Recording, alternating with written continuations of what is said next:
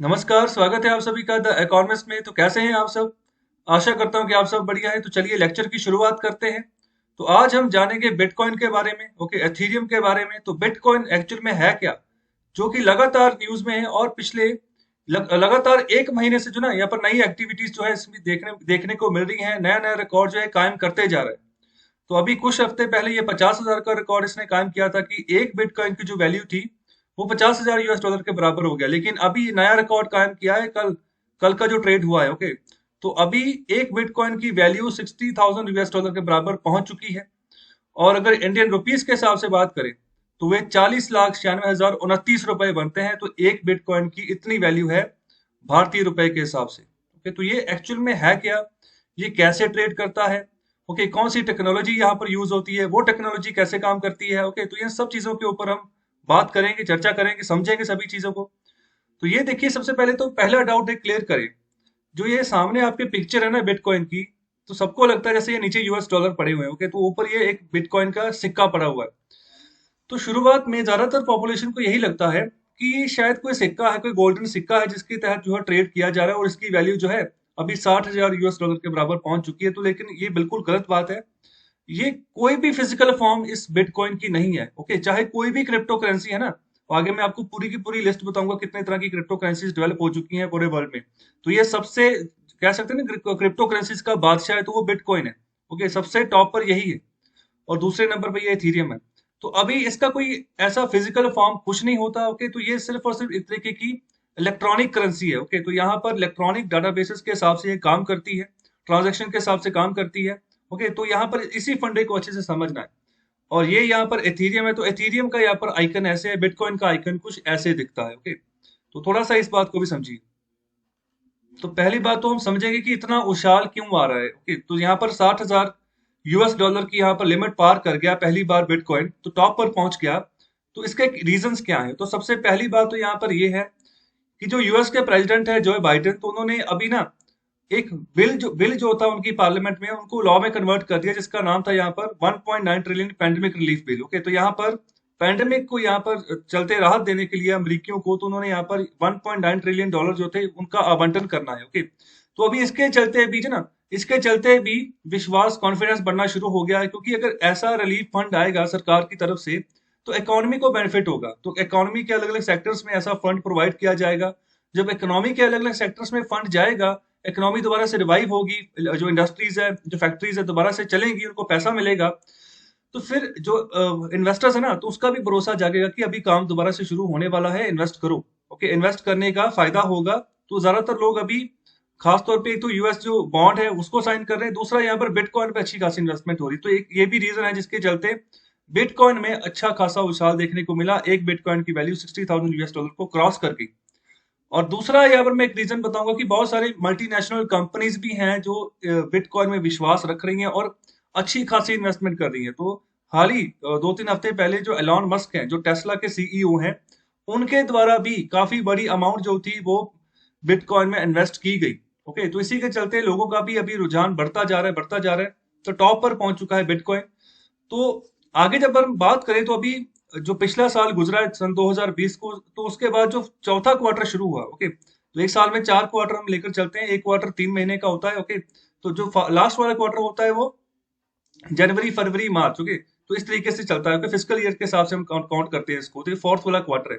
तो अभी इसी फोर्थ वाले क्वार्टर में 170% का सर्ज देखने को मिला, ओके। तो यहाँ पर जब 170% का सर्ज हुआ स्टार्टिंग में, फोर्थ क्वार्टर के स्टार्टिंग में, तो यहाँ पर 29,000 तक की इसकी वैल्यू चली गई, ओके। एक एक बिटकॉइन की 29,000 यूएस डॉलर तक की वैल्यू पहुंच गई।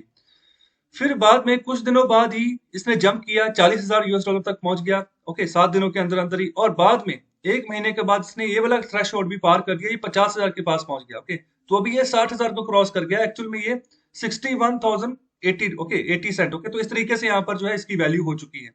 लेकिन जब ये शुरू हुआ था बिटकॉइन, तो ये सन 2009 में इसको शुरू किया गया था। तो लगभग जो है एक डिकेड का समय गुजर चुका है।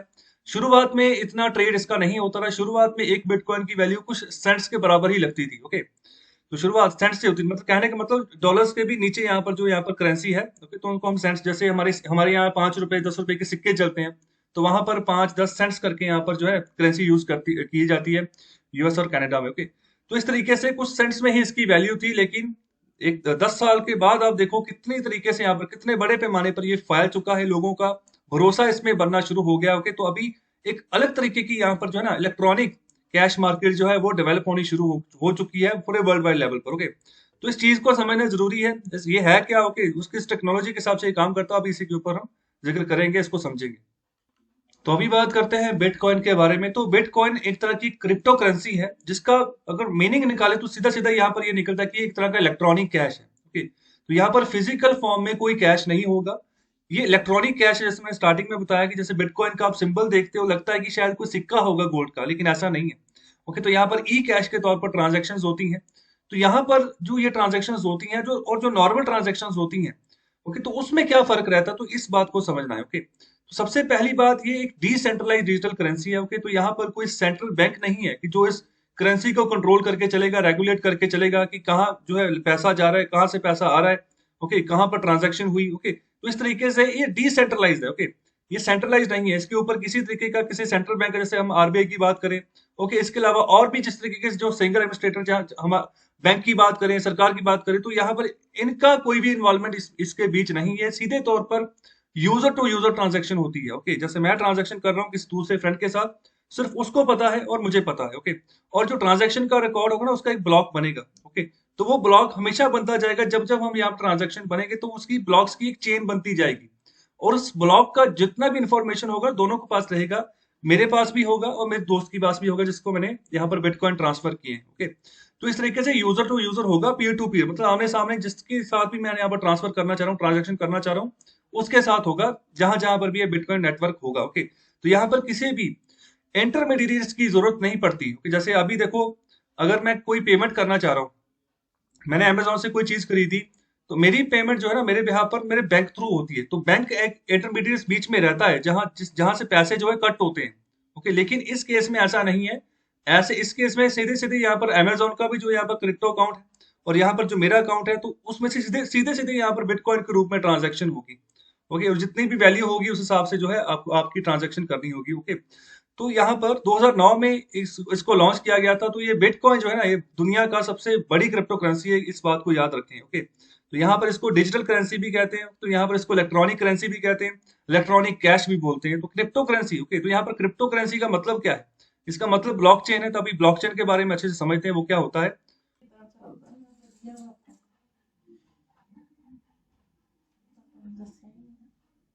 तो मैं करता हूँ, ठीक है।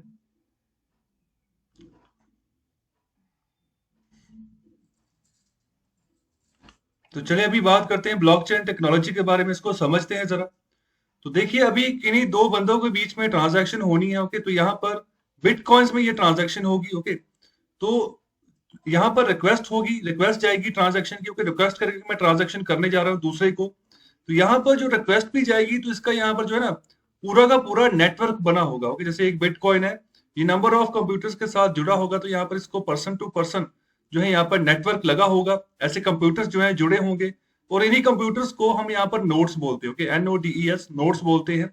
और एक जगह से जब रिक्वेस्ट जाएगी कि बिटकॉइन में ट्रांजैक्शन होनी, तो दूसरी जगह यहाँ पर रिक्वेस्ट पहुंचेगी।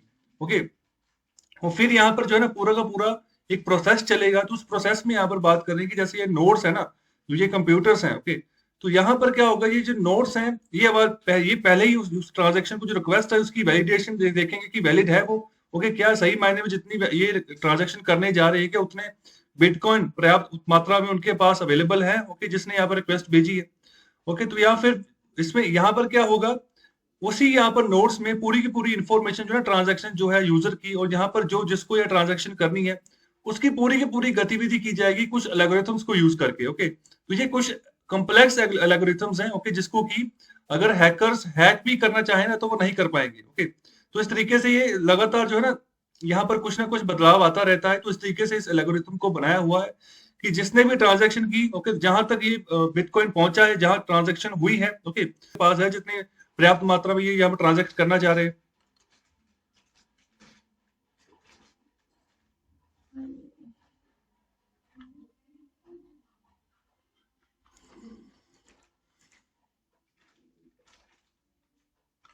और एक बार जब ये इन कंप्यूटर्स इन नोड्स के द्वारा जब ये ट्रांजैक्शन वेरीफाई हो गई, ओके, तो फिर क्या होगा, उसका ट्रांजैक्शन का एक ब्लॉक बनेगा। ओके, इसलिए कि यहाँ पर ग्रीन कलर से उस ब्लॉक को शो किया है, जो कि पहले ही ऑलरेडी जो यहाँ पर नंबर ऑफ ब्लॉक्स बने होंगे जिसको हम लेजर बोलते हैं, तो उसमें यहाँ पर आके ज्वाइन कर जाएगा, इसकी एक और चेन जो है जुड़ जाएगी। तो यहाँ पर जब एक बार वेरीफाई हो जाए ट्रांजैक्शन, ओके, तो यहाँ पर तो इस तरीके से एक नया ब्लॉक बन जाएगा। ओके, तो नया ब्लॉक बन जाएगा डाटा का, कि जितने भी तरीके के एक पर्सन ने जितने बिटकॉइन दूसरे पर्सन को भेजे हैं, पूरी की पूरी ट्रांजैक्शन का रिकॉर्ड जो है इस एक ब्लॉक में हो जाएगा। ओके, तो इसमें यहाँ पर अलग अलग तरीके की एल्गोरिथम्स होंगी जिसको कि हैकर हैक नहीं कर पाएंगे। ओके, तो इस तरीके से इस टेक्नोलॉजी को बनाया गया है, तो जो पहले से लेजर बना हुआ है उसके साथ ये कंबाइन हो जाएगा। तो लेजर का वैसे क्या मतलब होता है? लेजर का मतलब, हम आम भाषा में भी जो ट्रांजैक्शंस करते हैं ना, जो हम अकाउंट संभालते हैं, तो वहां पर लेजर का वर्ड यूज होता है। तो वहां पर पूरा का पूरा आपका जो है खाता तैयार रहता है, जिसको आप खाता बोलते हैं एक तरीके से, कि आपके अकाउंट में कितने पैसे हैं, ओके, कितने पैसे निकाल लिए, कितनी ट्रांजैक्शन हुई है, कितने जमा करवाए हैं, तो वो पूरा का पूरा लेजर बुक में आपका रिकॉर्ड रहता है। ओके, तो हर बार जब नई ट्रांजैक्शन होती है तो वो जो लेजर है वो जो है रीन्यू होता है, और नई यहाँ पर जो है अमाउंट आपके सामने आती है। तो बिल्कुल इसी तरीके से ये बाकी वाले जो पहले लेजर बने हुए थे, जो पहली की अकाउंट डिटेल्स थी, उसी के साथ एक नया ब्लॉक जुड़ जाएगा, और इसी को यहाँ पर जो है ये पूरा का पूरा एक चेन बनता जाएगा। नया ब्लॉक जब यहाँ पर पुरानी वाली चेन के साथ ऐड होगा, तो उसको हम बोलते हैं ब्लॉक चेन। ओके, तो ये परमानेंट रहेगा। ओके, और ना ही ये इसको यहाँ पर कोई अल्टर कर सकता है, ये अनअल्टरेबल है। ओके, अल्टर कहने का मतलब, कोई अगर चाहे कि मैं अकाउंट्स डिटेल देख सकूं, नहीं देख सकता। कौन देख सकता है? जिसने ट्रांजैक्शन की है और जिसके पास ट्रांजैक्शन हुई है, सिर्फ यही दोनों बंदे जो है देख सकते हैं। और तीसरा बंदा यहाँ पर है ही कोई नहीं। तीसरा बंदा, अगर हम बैंक का इस्तेमाल करते हैं ना, कोई एज ए गवर्नमेंट बीच में इंटरफेयर करे, बैंक इंटरफेयर करे, है ही नहीं। ओके, तो यहाँ पर कोई भी बिचौलिया नहीं है, सिर्फ दो बंदे हैं जिनके बीच में ट्रांजैक्शन हुई है। तो इस तरीके से ये ब्लॉकचेन टेक्नोलॉजी काम करती है। ओके, तो पूरा का पूरा इस तरीके से ट्रांजैक्शन कंप्लीट होती है बाद में। ओके, तो इस तरीके से यहाँ पे ये पूरा का पूरा ब्लॉकचेन टेक्नोलॉजी काम करती है। तो ये ब्लॉकचेन टेक्नोलॉजी जो है ना, ये सिर्फ और सिर्फ क्रिप्टो करेंसी के मायने में काम नहीं करती। इसके अलावा यहाँ पर एक बात की जाती है एनएफटी की। ओके, जिसको हम बोलते हैं नॉन फंजाइबल टोकन। तो ये भी यहाँ पर जो है ब्लॉकचेन टेक्नोलॉजी की मदद से काम करते हो। तो यहाँ पर भी ट्रांजैक्शंस होती हैं। हाल ही में हमने एक खबर भी डिस्कस की थी कि जहां पर एक कोलाज एक यहाँ पर बंदे के द्वारा बनाया गया था, जिसकी की बोली लगी थी, ऑक्शन हुआ था, $70 मिलियन में वो बिका। तो ये यहाँ पर हार्ड कैश नहीं दिया गया यूएस डॉलर में उसको, वो यहाँ पर नॉन फंजाइबल टोकन उसको इशू हुए थे। तो उसी करेंसी, उसी यहाँ पर क्रिप्टो करेंसी के तहत, यहाँ पर ब्लॉकचेन टेक्नोलॉजी के तहत यहाँ पर उसको जो है यूएस डॉलर मिलेंगे। ओके, तो उसके रिगार्डिंग में लेक्चर डिस्कस कर चुका हूँ, जो सुबह इकोनॉमिक टाइम्स के एडिटोरियल डिस्कस होते हैं। तो यहाँ पर परसों का एडिटोरियल जो है आप पढ़ सकते हो, तो वहां पर वो मैंने अच्छे से डिस्कस किया नॉन फंजाइबल टोकन।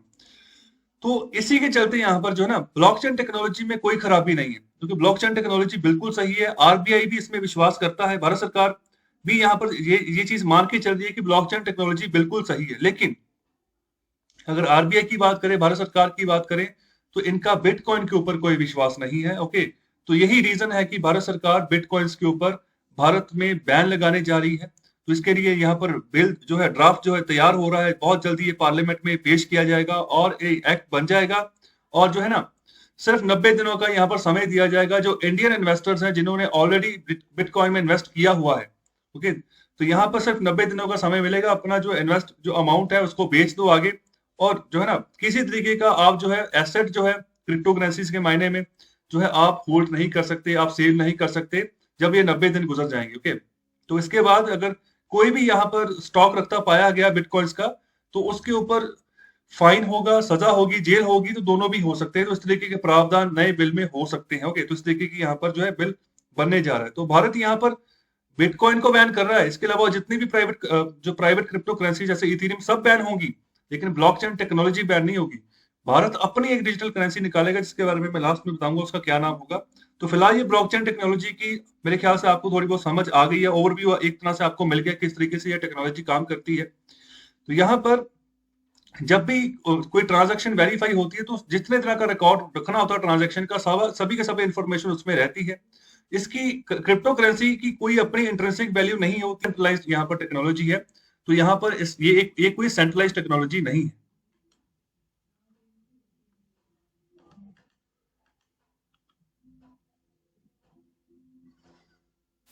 ट्रांजैक्शंस होती गई, तो इस पूरे प्रोसेस को हम बिटकॉइन माइनिंग भी बोलते हैं। ओके, बिटकॉइन माइनिंग हो रही है।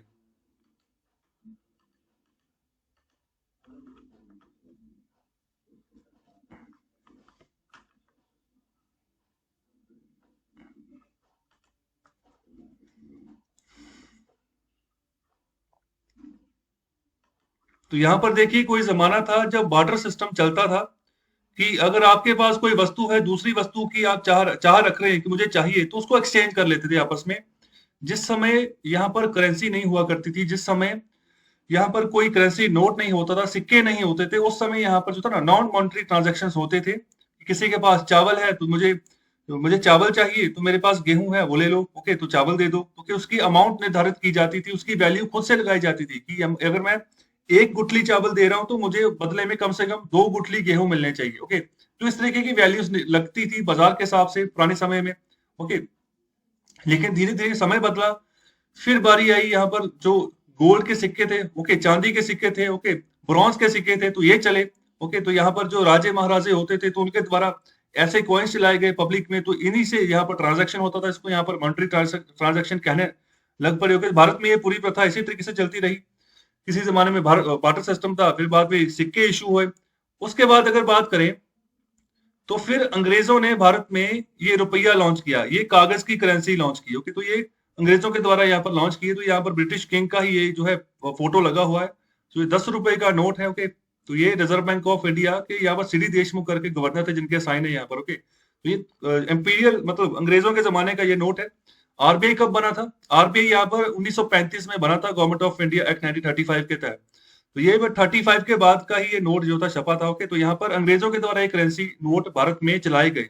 इनको लीगल टेंडर बनाया गया कि इन्हीं से यहाँ पर ट्रेड होगा, इन्हीं को यूज करके। तो इसकी किसी जमाने में बहुत बढ़िया वैल्यू थी यूएस डॉलर के मुकाबले, ओके। तो ये जमाना आया। उसके बाद जब भारतीय करेंसी आई, ओके, तो भारतीय करेंसी में आप गांधी जी की फोटो देखोगे तो वो चली किसी समय तक। अभी जो जमाना है अभी ये वाला चल रहा है, ओके। तो सिर्फ कार्ड से पेमेंट होती है, जो भी आपने शॉपिंग करनी है कार्ड स्वाइप करो, पेमेंट हो जाएगी, ओके। तो यहाँ पर हार्ड कैश यहाँ पर भी आप यूज नहीं कर रहे हो। लेकिन अभी जो जमाना आ रहा है ना, वो यहाँ पर आ गया अभी क्रिप्टो करेंसीज का। पूरे वर्ल्ड वाइड मार्केट में क्रिप्टो करेंसीज का जमाना है, ये सभी के सभी क्रिप्टो करेंसीज है। और इन सबका बादशाह है बिटकॉइन, ओके, जिसकी सबसे ज्यादा वैल्यू निकल कर आ रही है। अभी 60,000 से एक्सीड कर चुकी है। एक बिटकॉइन 60,000 यूएस डॉलर के बराबर है। तो ये इथेरियम, ऑगोर, बिटशेयर्स, वाइटोंग, वीचेन, एटर्निटी, होलो, बाइटकॉइन, स्टार्टी, टीजोस, टीम, डीक्रेड, हुंडी, okay, ontology, tiger, name, dog coin, metaverse, nano, Electroneum, maker, okay, basic international token and Lisk. इसके अलावा और भी बहुत सारी यहाँ पर बिटकॉइन, इसके अलावा और भी बहुत सारे क्रिप्टो करेंसीज हैं, ओके, जो कि वर्ल्ड में ट्रेड कर रही है, अपना अपना अपनी अपनी कुछ ना कुछ वैल्यू बनाई हुई है। तो अगर मैं एथीरियम की वैल्यू बोलूं तो ये एक जो एथीरियम है वो 1700 यूएस डॉलर के बराबर है। तो इसको 2015 में लॉन्च किया गया था, ओके, इस एथीरियम वाले को। बिटकॉइन के बाद इसी का एक अच्छा खासा जो है ट्रेड बना है, और इसी का सिनेरियो आने वाले जमाने में चलेगा। लेकिन भारत में ऐसी सभी प्राइवेट जो है ना क्रिप्टो करेंसीज को बैन कर रही है, क्योंकि यहाँ पर कोई भी ना सरकार इनको रेगुलेट नहीं कर रही है। ये हम ये नहीं कह सकते कि यहाँ पर जो डेनमार्क की सरकार है ये इसकी करेंसी है, ये चाइना की सरकार है इसकी करेंसी है, ओके। यहाँ पर ये यूएसए की सरकार है तो उसकी करेंसी है, उसका सेंट्रल बैंक इसको रेगुलेट करता है। तो ऐसा है ही नहीं, ये है ही प्राइवेट करेंसी, ओके। तो इसीलिए यहाँ पर जो है भारत सरकार इन सभी प्राइवेट करेंसीज के ऊपर बैन लगाने जा रही है। हालांकि इसका भी क्रिटिसिज्म हो रहा है कि एक और देखो बिटकॉइन की वैल्यू कितनी बढ़ गई है। तो हम क्यों ना अपने इन्वेस्टर्स को बोले कि आप बढ़ चढ़कर इन्वेस्ट करो, मुनाफा कमाएं। लेकिन भारत सरकार इसके प्रति थोड़ी यहाँ पर संवेदनशील है, ओके, फूक फूक कर कदम रख रही है कि पता कुछ नहीं है कि फ्यूचर में इसका क्या होगा, ओके। तो इसलिए भारत सरकार इसके ऊपर पूर्ण तौर पर पाबंदी लगा रही है। लेकिन भारत सरकार ब्लॉकचेन टेक्नोलॉजी को यहाँ पर जो है ना जारी रखेगी, और उसी को यूज करके आरबीआई जो है ना वो अपनी डिजिटल करेंसी उतारेगी, जिसका नाम होगा भारत कॉइन, ओके। तो ये भारत कॉइन जो है ना भारत सरकार आरबीआई जो है ये इसको लॉन्च करेगा। तो ये भारत की अपनी डिजिटल करेंसी होगी, ये भी ब्लॉकचेन टेक्नोलॉजी के माध्यम से ही चलेगी, ओके। तो इसको भी यहाँ पर मौका दिया जाएगा, जैसे हमारी बाकी करेंसी चल रही है, जो हमारे करेंसी नोट चल रहे हैं, तो इसको भी एक मौका दिया जाएगा अलग से। इसका यहाँ पर इंडेक्स बनाया जाएगा कि ये भी इसमें भी ट्रेड चले, ओके, भारत कॉइन में भी। तो जो देखो जो जापान की सरकार है ना, तो उसने एक अलग से यहाँ पर इंडेक्स बना दिया। जैसे हमारे यहाँ पर सेंसेक्स होता है बॉम्बे स्टॉक एक्सचेंज का, और जो नेशनल स्टॉक एक्सचेंज उसका निफ्टी होता है, ओके। तो ये दोनों इंडेक्सेस हैं जिसके तहत कुछ कुछ कंपनीज रजिस्टर्ड होती हैं। सेंसेक्स में 30 होती हैं, और निफ्टी में अलग अलग लिमिट के हिसाब से होती है। निफ्टी 50 में यहाँ पर 50 कंपनी स्टॉक की जो है रजिस्टर्ड होती हैं। तो उन्हीं में बीच में ट्रेड चलता है, किसी की वैल्यू ज्यादा हो जाती है, किसी की कम हो जाती है, ओके। किसी में इन्वेस्टमेंट ज्यादा हो जाती है, किसी में इन्वेस्टमेंट कम हो जाती है। जापान ने अलग से यहाँ पर जो ना एक एक्सचेंज बना दिया है कि आप ना अलग से क्रिप्टो करेंसीज में ट्रेड करो, ओके, जितनी इन्वेस्टमेंट करनी है करो। अलग से एक मौका दे दिया कि इसको जो